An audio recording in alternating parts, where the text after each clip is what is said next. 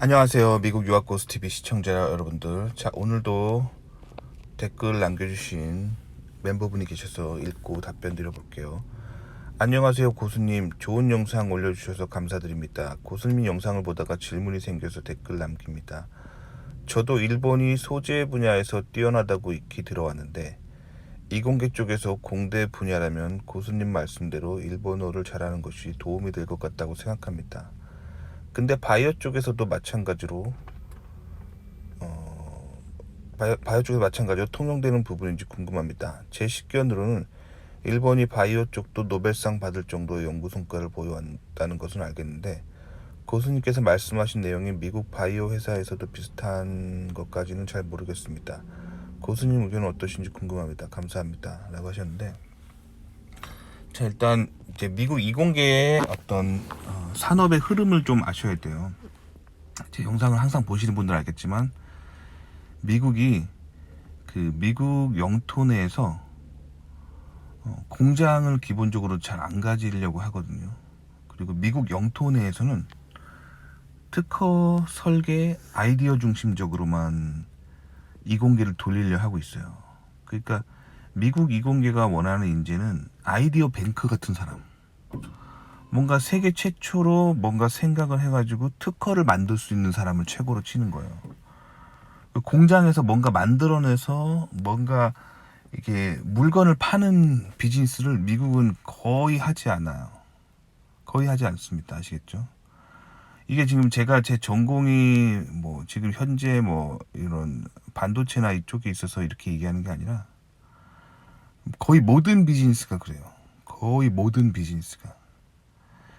심지어 건설조차도 그래요. 건축 토목조차도 그 미국에서 각광받는 건축 토목 쪽 비즈니스는 노트북 하나만 딸랑 가지고 건축 구조물의 설계도를 만드는 거예요. 그렇게 만든 다음에 그걸 시뮬레이션을 하는 거야. 그 안에 뭐 그 건물을 그렇게 높이 만들었을 때 주변에 바람이 지나가고 땅 밑으로 뭐 물이 지나가고 이 모든 것들을 다 컴퓨터로 시뮬레이션 하는 거예요. 그래서 결국에는 컨설팅 하는 게 미국의 이제 건축 토목 회사의 트렌드예요. 그럼 실제로 건축 토목을 하려면 그 시멘트를 들이붓고 벽돌을 나르고 이렇게 해야 되잖아요. 그 비즈니스를 안 해요.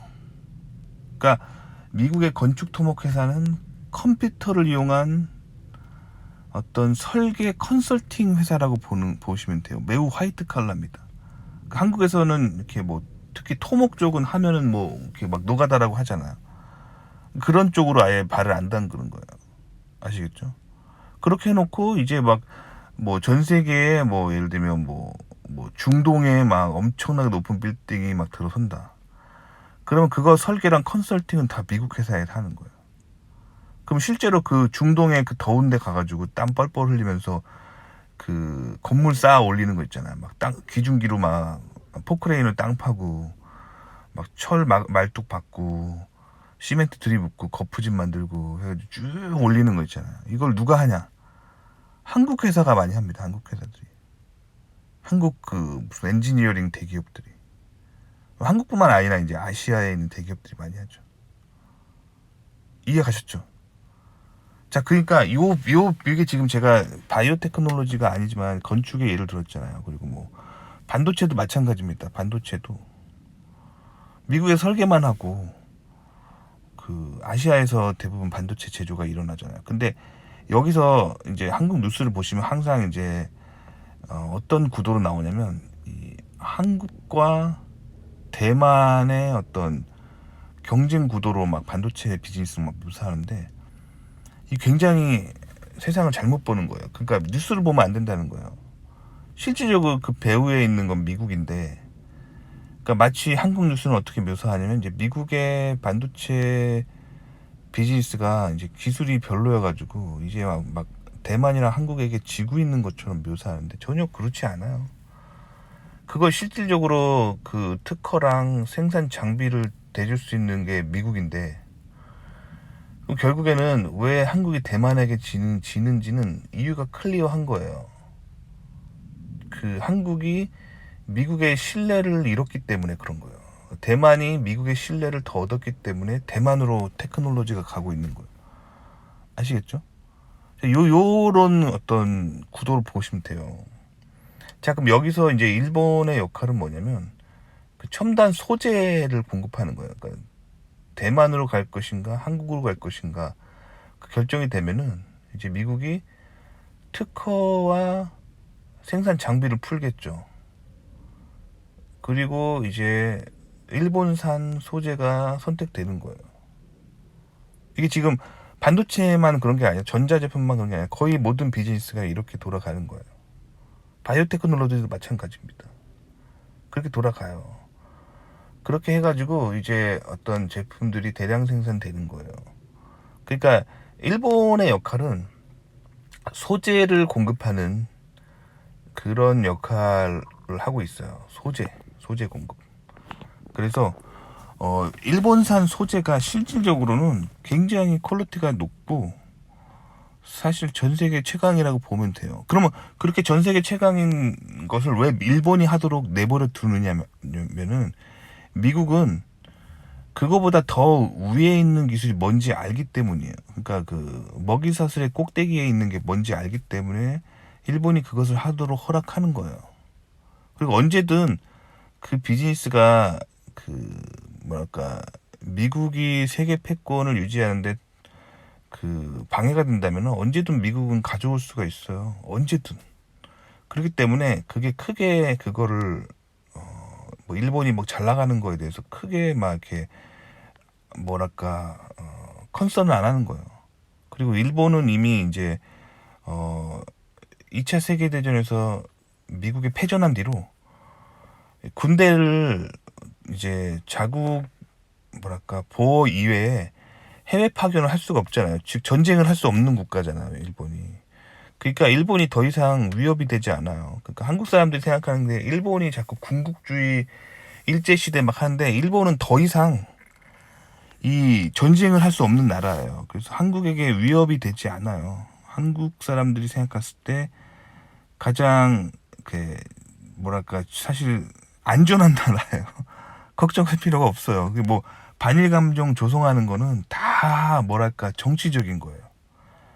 그 국제 정치를 모르는 사람들이 그냥 계속 그 뭐랄까 좌파들의 그 권력 유지를 위한 거짓말에 속는 거예요. 일본은 한국에 전혀 위협이 되지 않아요. 오히려 이제는 같이 가야 할 글로벌 그 파트너로서 굉장히 같이 하면 좋은 그 시너지가 있는 국가예요. 그러니까 과거사를 가지고 그거를 가지고 이제 일본을 바라보시면 안 됩니다. 일본은 그런 식으로 비즈니스 하고 있다는 거예요. 그래서 2차 세계대전 때 패망하고 전쟁을 할 수 없는 국가예요. 그렇게 미국이랑 협약을 맺었잖아요. 그리고 그런데 그 협약을 맺었기 때문에 이제 전쟁을 할 수 없기 때문에 이제 재밌는 거는 그 미국이 일본을 다시 밀어줘요. 이제는 그 적국이 아니기 때문에 이제 패전 협정을 다 맺었기 때문에 이제부터는 그 일본을 다시 밀어줍니다. 그래서 일본을 이용해서 미국이 이제 아시아의 그런 뭐랄까 공산주의 세력들을 견제하잖아요. 뭐 예전 구소련에서부터 중국, 북한을 견제한단 말이에요. 그러니까 사실은 그 대한민국의 자유민주주의를 보호하는데 일본의 역할이 굉장히 커요. 그러니까 한국이 자꾸 일본이랑 파트너십을 맺으려고 하는 거야. 근데 이거를 100년 전에 그 친일 뭐랄까 일본 군국주의 그 일본 식민지 총독부 자꾸 이 생각을 하니까 이게 지금 어떻게 보면 그 사람들이 국제 정서를 전혀 못 읽고 있는 거죠. 그러니까 한국 좌파들이. 그러니까 일본 테크놀로지 적극적으로 이용하세요.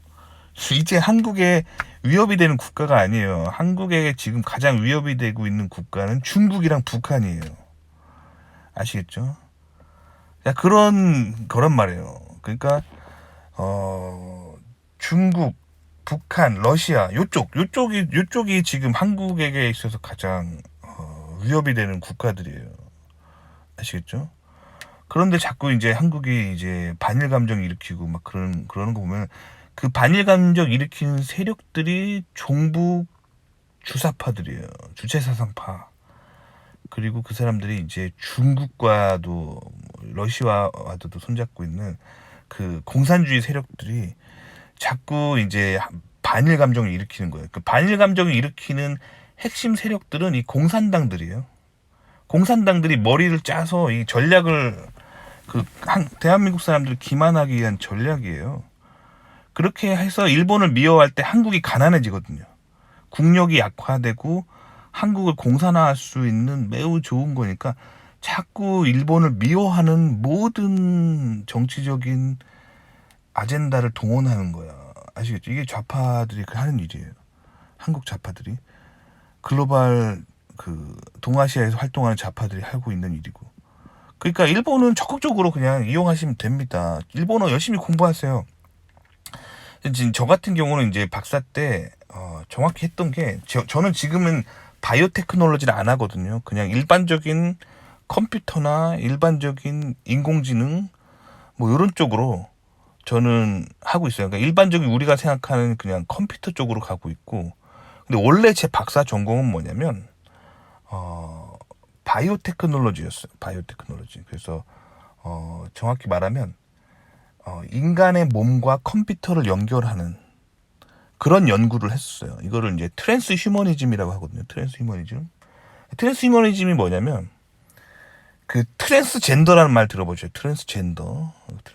성을 바꾸는 거죠. 남자가 여자가 이렇게 성을 바꾸는 게 트랜스젠더잖아요. 그때 쓰는 그 트랜스라는 단어예요. 트랜스 휴머니즘은 뭐냐면 인간이 테크놀로지를 통해서 인간을 바꾼다는 거예요. 인간이 테크놀로지를 통해서 진화한다는 거예요. 그런 사상이에요. 그러니까 어떻게 보면 굉장히 반기독교적인 생각들이죠. 그래서 인간을 사이보그화하는 거예요. 그래서 SF 영화에 나오는 그 미래 사회 있잖아요. 그 뭐랄까 무슨 애니메이션 같은데 뭐 무슨 공각기동대 같은 애니메이션 같은데 나올 법한 컨셉 있잖아요. 뭐 인간의 몸을 의체화하고 전뇌화하고 막 그래서 사이보그를 만들고 막 뭐 로보캅 같은 거 있잖아요. 그런 테크놀로지예요. 그러니까 사실 이제 어떻게 보면 굉장히 반기독교적인 테크놀로지죠. 근데 저는 그런 곳에서 공부를 했어요. 그리고 실질적으로 랩에 있는 친구들 보면은 크리스찬들도 많았고요. 그리고 뭐 사탄 숭배자들도 좀 있었고 뭐 그래요. 그럼 어떻게 이게 굉장히 반기독교적인 컨텐츠인데 뭐랄까 연구 주제인데 왜 그렇게 기독교인들이 거기 있느냐? 그러니까 이게 봐봐요. 기독교인들의 사상을 그래서 이해를 해야 되는 거예요. 기독교인들의 사상은요. 하나님께 영광을 돌리는 삶이냐. 이게 이러면 기독교인이에요. 자신의 삶의 동기가. 그리고 사탄을 위해 산다. 이게 사탄주의자예요. 그러니까 기독교와 반대되는 삶을 산다. 이게 사탄주의자들이에요. 그러니까 이게 마음의 동기인 거예요, 결국. 그래서 크리스찬들은 테크놀로지의 발전을 통해서 하나님께 영광을 돌리고 싶은 거예요. 그리고 그것들을 통해서 사람들을 도와주고 그런 일을 하고 싶은 거예요. 사탄주의자들은 거꾸로입니다. 그들은 사탄을 위해서 일하고 싶은 거고 자기의 돈과 권력 그것을 유지하고 싶어서 그런 걸 하는 거예요. 그 테크놀로지가 전 세계 정상이기 때문에 그걸 하면 인간을 지배할 수 있고 자기가 그 다른 사람들을 이용해서 막대한 부와 이득을 얻을 수 있기 때문에 그렇게 하는 거예요. 그러니까 결국 마음의 동기의 문제입니다. 뭐 그런 거예요. 마찬가지예요. 일본 하면 나쁜 거 아니야? 나쁜 나라 아니야? 생각할 수 있겠죠. 뭐 2차 세계대전 때 군국주의로 전 세계를 막 이렇게 위험으로 몰아넣었던 굉장히 위험한 국가를 왜 지금 또 이렇게 손잡고 미국은 손잡고 있나 또 이렇게 생각할 수 있잖아요. 미국은 왜 저래? 왜 저런 나라야? 마음의 동기입니다. 그러니까 그래서 이제 미국을 이해할 때는 크리스찬들의 사상을 이해해야 돼요. 크리스찬들은 그런 생각 가지고 있어요. 무엇을 하든 하나님께 영광 돌리면 된다라는 생각을 가지고 있는 거예요. 그리고 하나님은 악도 선으로 쓰시는 분이라는 생각들을 가지고 있어요. 이런 사상들을 이해해야 돼요. 그래서 일본이 과거에 군국주의의 그런 전 세계적인 악을 행했던 국가지만 이제는 그 위협을 제거했고, 그렇기 때문에 또 기독교적인 사상으로는 쉽게 용서를 해요. 이제는 더 이상 위협이 되지 않기 때문에 그들을 용서하고 그들을 또 파트너로 만들면서 같이 가는 거예요. 그리고 그것이 그렇게 가는 것이 사람들을 도와줄 수 있고 하나님께 영광 돌릴 수 있다면 악도 선으로 쓰는 거예요. 그러니까 좀 쉽게 말하자면 교도소에 있는 범죄자들도 뉘우치고 교화가 된다면 친구하고 사랑하라. 이게 기독교예요. 그러니까 일본이랑 막 그런 어떤 같이 손잡기도 하고 그러는 게 미국이에요. 한국의 유교 개념으로는 굉장히 힘들죠. 이해하기가. 그렇죠? 이해하기 힘들어요. 기독교 정서를 이해해야 됩니다. 반면에 사탄주의자들은 이 굉장히 진리 체계에 대해서 다른 생각을 가지고 있어요. 그래서 굉장히 폭넓은 이 세상 모든 종교와 이 세상 모든 사상과 이 세상 모든 철학은 다 아름답고 이 세상 모든 것에 구원이 있다고 생각하는 거예요. 그러니까 진리에 대한 생각이 굉장히 폭넓은 게 사탄주의자들이거든요. 그런 사탄주의자들이 봤을 때 또 일본이 굉장히 매력적으로 느껴져요. 일본이야말로 이 온갖 잡신을 섬기는 나라잖아요. 일본 가보셨나요? 일본에 수없이 많은 신들이 있어요. 신토라고 하죠. 신토라고 해서 일본은 거의 기독교 복음률이 제로라고 보시면 돼요. 일본의 기독교 복음률이 1%인가 그러는데 그 1%마저도 일본인이 아니라 그 일본에 있는 한인들이에요. 한인 유학생들이 고한 1% 정도 믿는 거고 거의 일본인 크리스찬은 거의 없다라고 보시면 되죠. 뭐 그런 구조가 일본의 기독교예요. 일본에 왜 기독교가 그렇게 보급이 안 되냐고 하면은 일본의 종교인 신토라고 보시면 돼요. 신토가 이 세상 모든 만물에는 신이 있다라고 믿는 거예요. 그래서 일본 사람들은 모든 것에 신이 있다고 하는 정령 사상을 믿어요. 그래서 일본 뭐 애니메이션 보면 막 자주 나오잖아요. 일본은 뭐랄까 집 다락방에도 다락방 신이 산다고 생각하고 논에도 농사를 관장하는 신이 살고 있다라고 생각하고 강에도 물을 관장하는 물의 신이 살고 있다고 생각하고 모든 정령 사상을 믿잖아요. 그게 신토예요. 신토. 신토 사상이 결국에는 뭐냐면 엄청난 좌파진보 사상이에요. 그러니까 이 세상 모든 것에 다 신이 있고 이 세상 모든 것에 다 진리가 있다라고 생각하는 거거든요. 근데 이 사상이 이 미국의 사탄주의 사상이랑 절묘하게 맞아들어요. 그래서 일본의 또 이런 신토 사상이랑 미국의 기독교적으로 바라봤을 때 악마인 사탄주의랑 굉장히 맞아떨어져서 또 그래서 꿍짝이 또 잘 맞아요. 그러니까 이 기독교적인 크리스찬적인 문화와 이런 사탄주의적인 문화 이거를 잘 이해해야 돼요. 그럼 왜 일본이랑 자꾸 미국이 이렇게 친하게 지내는지를 알 수가 있어요. 이해 가셨나요? 그러니까 굉장히 이제 우리가 살고 있는 세상은 복잡하거든요.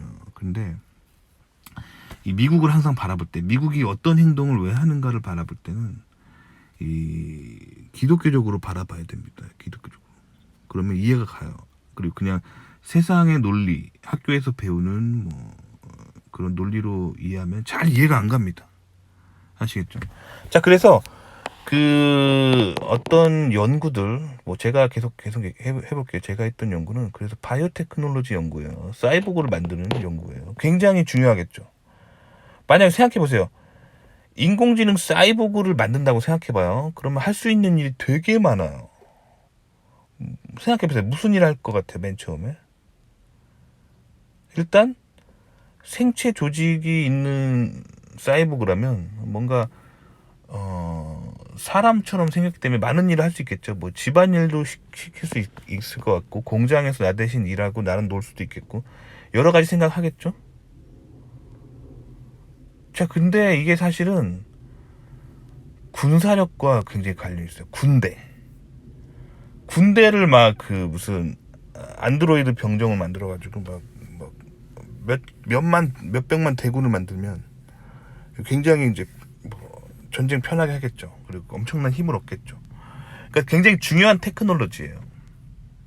그렇기 때문에 이런 테크놀로지는 미국 밖으로 절대 나가지 않아야 돼요. 그래서 미국 안에서는 꽁꽁 숨겨놓고 어떤 특허 중심적, 아이디어 중심적, 설계 중심적으로 이렇게 뭐랄까 미국 안에서만 이제 이런 테크놀로지가 핵심이 개발되도록 하는 거예요. 그렇게 한 다음에 그 모든 테크놀로지가 다 완성이 됐다. 이 정도면 전 세계를 어떤 나라에도 뒤지지 않을 만큼 그 뭐랄까 연구 체계가 다 잡혔다. 요렇게 됐을 때 이제 뭐랄까 조금씩 이제 시제품 만들어야겠죠. 그렇게 이제 첫 시제품 만들 때 그때 항상 쓰는 게 일본이에요. 일본. 그래서 그때 일본의 소재들을 이용해서 뭔가 프로토타입을 만들어 보는 거예요. 소량 생산할 때. 하지만 품질은 세계 최고여야 할 때. 아시겠죠? 그렇기 때문에 이제 일본의 어떤 그런 소재들이 자주 이용되는 거예요. 그래서 일본과 미국은 좀 특별한 관계입니다. 2차 세계대전 때는 적국이었지만 일본이 패전한 이후에는 그 미국과 일본이 맺은 협약들이 있잖아요. 그래서 일본은 전쟁을 할 수 없는 국가예요. 그렇기 때문에 이제 뭐랄까 군사적인 힘이 없어요. 군사적인 힘이 없습니다. 그러니까 뭐 가끔 뭐 한국 뉴스에 맨날 나가잖아. 뭐 일본 군대 뭐 자위대 뭐 선박이 뭐 지나간다 하면서 한국이 되게 긴장하는데 그거는 굉장히 구시대적으로 막 일본은 아직 일제시대의 어떤 과거의 그거를 잊지 못하는 국제정세를 잘 모르는 그런 행동이에요. 전혀 위협이 될 게 없어요. 미국이 배후에 있다니까요. 그러니까 한국이 미국의 편인 한 일본은 전혀 위협이 되지 않아요. 그럼 왜 한국에서 그렇게 일본을 무서워하냐? 결국에 그런 뉴스를 내는 이제 배후 세력이 공산주의자들이라는 걸 알겠죠. 종북 세력들이. 종북 세력은 무섭겠죠. 왜냐면 그게 결국엔 그러니까 일본과 미국이 손잡고 결국에는 이제 중국을 위협하는 상황으로 가기 때문에 공산주의자들은 무섭겠죠. 그러니까 뉴스를 보면은 막 일본에 대해서 막 두렵고 막 무섭게 막 나오는 뉴스들은 다 배후에 공산주의자, 주사파, 종북 세력이 있다라고 보시면 돼요. 아시겠죠? 요 개념으로 보시면 됩니다. 자, 그래서 그 미국과 일본은 굉장히 그 협력을 굉장히 잘하는 관계예요. 다시 말하면 그 파트너십으로 항상 이렇게 같이 가는 거예요. 왜냐면 미국이 일본과의 전쟁에서 이겨서 그 패전 국가가 되었기 때문에 일본이 군대를 그러니까 일본의 군대가 미국의 허락 없이 움직일 수가 없어요. 그렇기 때문에 이 관계에서 오는 굉장히 좋은 베네핏이 있는 거예요. 그래서 그 미국의 어떤 1급 기밀과 같은 그런 연구들을 일본에서 할 수가 있는 거예요. 그래서 만약에 일본이 전쟁을 할 수 있는 국가라고 쳐봐요. 그러면은 이렇게 그런 테크놀로지를 쉽게 줄 수가 없어요. 하지만 이렇게 잘 돼 있단 말이에요, 서로. 그런데 이제 일본과 미국의 역사를 보면 알겠지만, 그래서 2차 세계대전 때 일본이 패전했어요. 그 다음에 이제 아시아의 공산당들을 견제하기 위해서 미국이 일본을 키웠어요, 파트너십으로.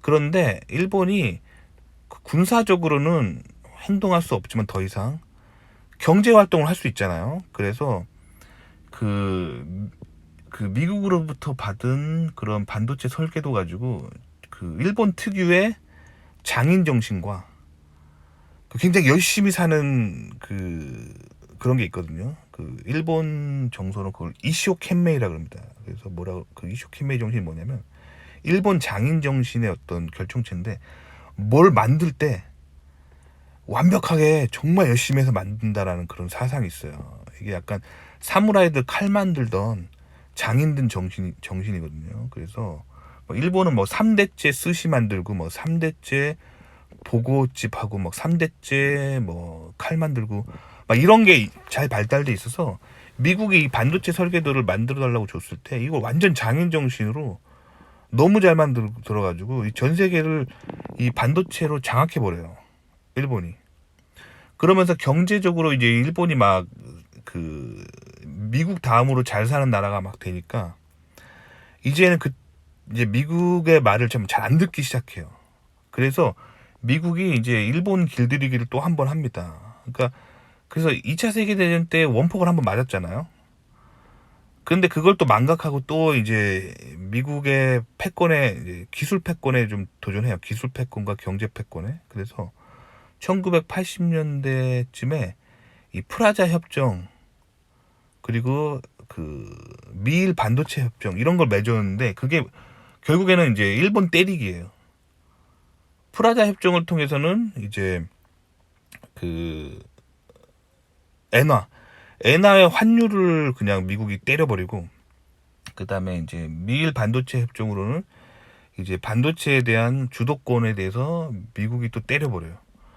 그래가지고 그때 이제 일어났던 사건을 제2의 원폭이라고 부르거든요. 그래서 미국이 또 한 번 그렇게 실질적으로 원폭은 2차 세계대전 끝날 때 한 번 맞았지만 두 번째 원폭을 이제 경제와 테크놀로지의 원폭을 또 맞아요. 미국으로부터. 그래서 완전 이제 일본이 초토화돼 버리고 그 후부터 이제 일본이 뭐 잃어버린 20년 하면서 일본 경제가 몰락하는 거예요. 그리고 나서 이제 그 일본을 훅 보내버리고 그 다음에 이제 미국이 대만이랑 한국을 키운 거예요. 그래서 일본이 훅 가는 바로 그 시점부터 이제 한국이 막 성장하는 거야. 한국. 그러니까 이 모든 배후에 그 미국이 있는 거예요. 그러니까 사실 미국한테 잘 보여야 되는 거예요. 반미하면 무조건 손해예요. 한국의 경제는 한순간에 나락갈 수 있어요. 그러니까 한국에서 반미주의자들 있잖아요. 그 사람들이 진짜로 그 사람들을 조심해. 그 사람들이 한국 사람들이 가장 조심해야 되는 사람들이에요. 반미주의자들. 그러니까 그 뒤에는 이제 북한이 있는 거예요. 북한의 어떤 마음은 뭐냐면 나만 망하라예요. 나만 망하라. 나만 망해라는 마인드로 계속 그 반일 감정과 반미 감정을 계속 뒤에서 컨트롤하는 거예요. 요게 이제 그 한국의 좌파들의 어떤 생각이고 그 사상이 이제 딱 뭉쳐 있고 핵심적으로 활동하는 곳이 이제 전라도 지역입니다. 전라도 지역에 가지고 있는 전라도 사람들이 가지고 있는 그 일본을 미워하는 마음과 그 과거에 이제 우파 정권에서 뭐 이렇게 박정희 전두환 대통령 시절에 이제 받았던 그런 여러 가지 탄압들 있잖아요. 거기다가 조선 땅에 전통적으로 오는 그 조선에서 전통적으로 귀향은 전라도로 보냈었거든요. 그러니까 이런 각종 억울한 마음들과 여러 가지가 이렇게 그 섞여 있기 때문에 북한이 이렇게 선동하기가 굉장히 쉬운 지역이에요. 그래서 그 한국 근현대사에서 항상 북한 공산주의자들이 선동을 할 때 가장 잘 흔들었던 곳이 전라도 지역입니다. 하여튼 그래요. 지금 상황이 그래요. 그래서 전라도 분들이 진짜로 그 공산주의와 그 뭐랄까 종북에서 좀 나오셔야 이제 한국이 진짜로 도약할 수 있게 되는 게 이제 국제 정세죠. 하여튼 그래요. 이거 요즘 굉장히 복잡한 얘기인데 그래서 그 일본이 그 미국한테 그 프라자 협정과 그 미일 반도체 협정으로 한번 크게 또 맞은 다음에 그 다음에 한국이 쭉 올라오는 거예요. 그러다가 이제 최근에 좌파 정권 때 반미 친중을 했잖아요. 그러니까 이제 미국이 봤을 때 한국은 이제 더 이상 신뢰가 안 가는 거예요. 그래서 대만에다 몰빵을 하기 시작하고 다시 또 그러면 일본한테 그러면 너네들이 또 반도체 또 해볼래? 한국이 이제 너무 반미 친중인데 신뢰가 안 가는데 일본 너네가 소재 쪽으로 가는 걸 알지만 반도체 또 해볼래? 이렇게 되는 거예요.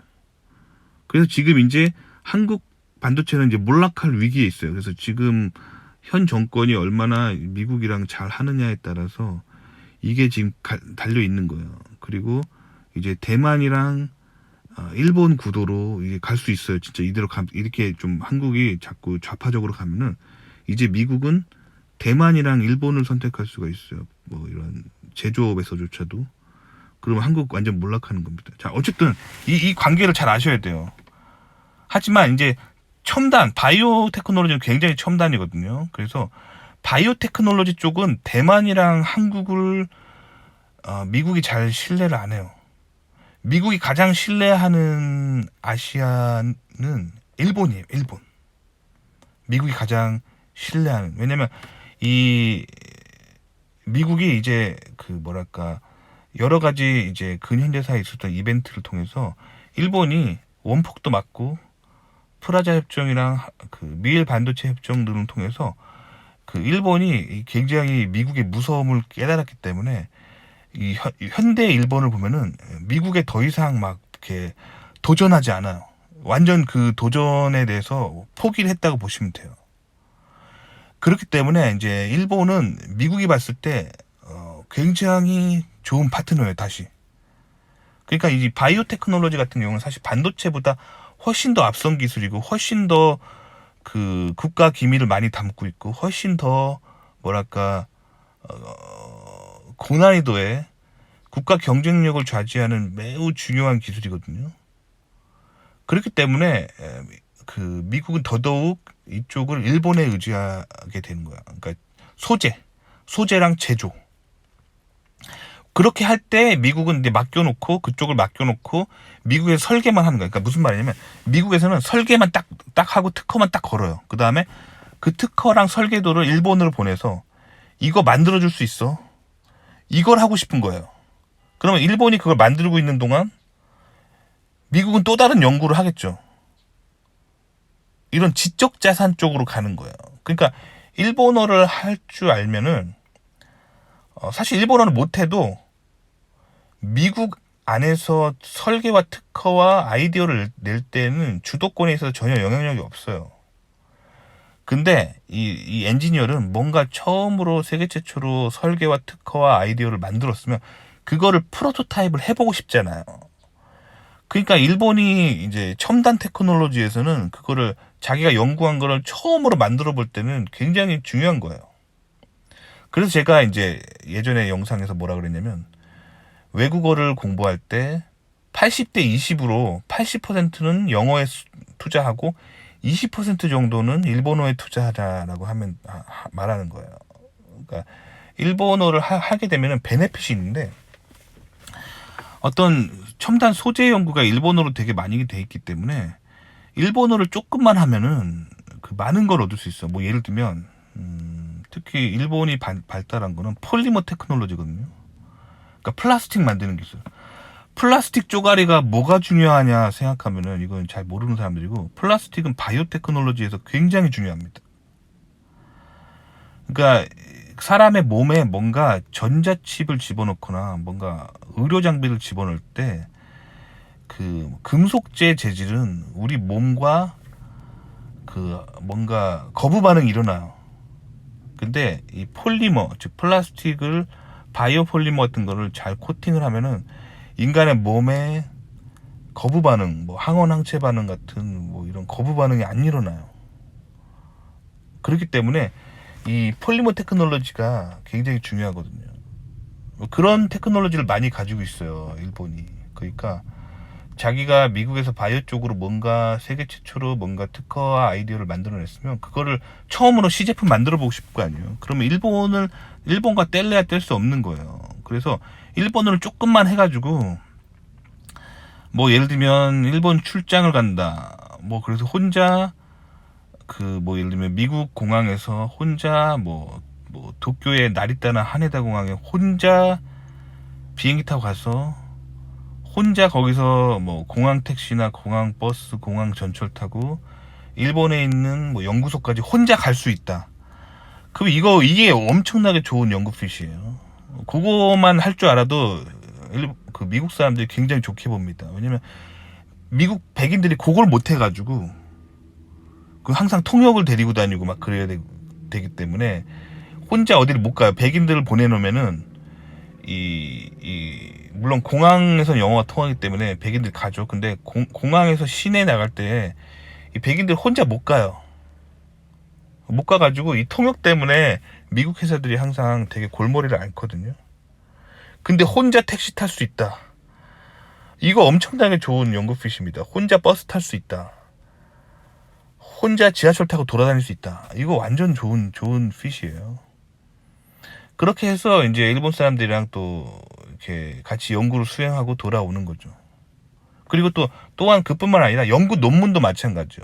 그러니까 일본은 소재 중심적이고 미국은 특허 중심적, 아이디어 중심적이기 때문에 미국에서 나오는 논문들은 어떤 설계와 그런 어떤 컨셉에 대한 논문이 되게 많아요. 영어로 나온 논문들은. 근데 일본어로 일본 예를 들면 바이오 재료 공학회 같은 이런 데에서 일본어로 만약에 검색을 할 줄 안다. 그러면 이게 완전 대박이에요. 어떤 일본의 첨단 바이오 테크놀로지에 사용되는 소재들에 대한 논문이 검색 가능하다. 이거는 완전 날개 닿는 거예요, 연구원으로서. 왜냐면 일본은 그런 소재 위주로 연구를 하거든요. 상식적으로 왜 그러냐면 이 사무라이 칼 만들던 그 문화예요. 그래서 이 소재에 대한 테크놀로지를 되게 중요하게 생각해요. 똑같은 철이어도 똑같은 철이 다 FE가 아니에요. 이 철을 어떻게 가공하느냐에 따라서 이 강도가 몇 배 강해집니다. 그러니까 똑같은 칼인데 칼을 부딪혔을 때 장인이 만든 칼은 살아남고 똑같은 칼인데 이 어설프게 만든 사람이 만든 칼을 가지고 있으면 죽는 거예요. 칼이 부러져서. 사무라이 시대에 이런 걸 겪었기 때문에 이 소재 테크놀로지를 진짜 중요하게 생각해요. 그래서 이 사무라이 시대부터 이 장인들은 칼을 어떻게 만들었냐면 철을 두드려서 얇게 만들어요. 그래서 그걸 반을 접어요. 그 다음에 또 두드려서 얇게 만들고 또 반을 접어요. 이거를 계속 하다 보면 어떻게 되면 철의 그 분자가 원자죠, 원자. 철의 원자가 한 방향으로 얼라인이 돼요. 그래서 엄청나게 강한 강철이 만들어져요.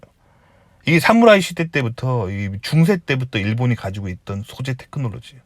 엄청납니다. 그래서 그 아시아 최강의 검은 일본도입니다. 일본도예요. 그렇게 이제 소재에 대한 어떤 기술이 계속 발달하는 거예요. 그 칼뿐만 아니라 갑옷. 이런 갑옷에 대한 기술, 그 활, 이런 기술들이 다, 소재 기술이 다, 어떻게 하면 강도가 높게 만드는가. 일본 갑옷 있잖아요. 사무라이 갑옷. 이걸 요로이라 그러는 요로이. 이 요로이 테크놀로지가 이게 소재 테크놀로지의 어떤 베이스예요. 어떻게 하면 적의 화살을 맞아도 안 뚫리나. 맨날 이 연구를 한 거예요. 맨날 그 사무라이 시대에 그 많은 전쟁을 하면서 소재 테크놀로지를 연구를 하는 거예요. 그리고 이 비밀들을 자기 아들한테만 알려줘. 3대째 칼 만드는 장인, 3대째 그런 갑옷 만드는 장인. 그러니까 결국에 일본도인 카타나, 그리고 일본의 갑옷인 요로이, 이 카타나와 요로이 만들던 이 기술들이 고스란히 이제 반도체 기술, 자동차 소재 기술, 바이오 소재 기술로 가는 거예요.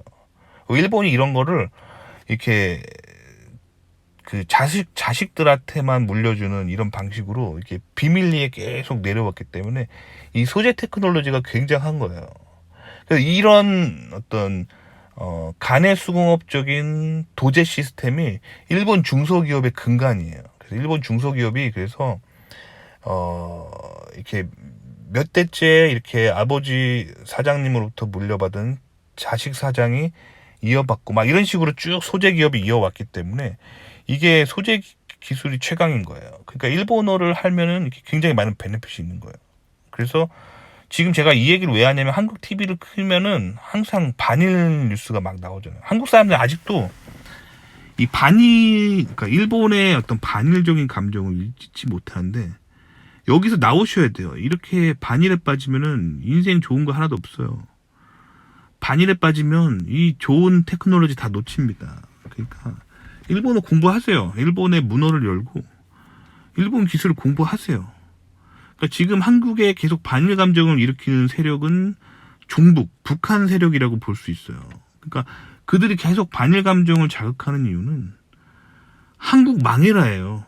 근데 그 선동에 넘어가는 게 일제시대 때 받았던 상처가 있는 그 상처를 계속 자극하는 거예요. 자극하는 거예요. 그리고 이제 특히 이제 그 박정희 대통령 때나 뭐 이럴 때 보면은 이제 그 근현대사에서 그 역사가 이제 일본으로부터 이제 해방되었음에도 불구하고 자꾸 이제 일제 시대에 뭔가 했던 사람들, 그런 사람들을 자꾸 이제 그 적극적으로 그 경제 활동에 집어넣은 그런 게 있죠. 그 왜 그러냐면 일제 시대 때 식민지 상황이었지만 한국이라는 상황을 경험해 본 엘리트들이 그 일제시 치하에서의 어떤 경영이나 어떤 공무원이나 경찰이나 그런 걸 해봤던 사람들이기 때문에 한국 사회를 건국하기 위해서는 그런 사람들이 필요했던 거예요. 하지만 이제 좌파 입장에서 봤을 때는 그것들을 이제 좌파적으로 생각하는 거죠. 아, 저 기득권들을, 저 사람들을 왜 해방됐을 때 다 처단하지 않았는가. 그때 다 처단했잖아요. 그러면 한국은 엄청나게 가난한 국가가 됐겠죠. 그러니까 뭐랄까 어쩔 수 없는 부분들이 있고, 일제시대 때 그러면 일제 제국주의 하에 그러면 한국에서 대기업 임원을 했었고, 한국에서 정부의 요직에 앉았었고, 경찰의 고위 공무원이었던 사람들은 사실 일제시대 때 조선인으로서 공부를 잘했던 사람들이에요. 공부 잘하는 사람들은 항상 사회의 탑으로 올라갑니다. 그거를 매국노라고 볼 수 없어요. 당신들이 일제시대에 태어났으면 공부를 잘하잖아요. 그러면 일제 치하에서 대기업 임원 되고 경찰 공무원 되고 뭐 그게 사회 요직으로 나가잖아요. 그게 다 친일파라고 몰아붙이면 안 돼요. 그 사회에서 공부를 잘하는 사람들은 요직에 올라갈 수밖에 없는 거잖아요.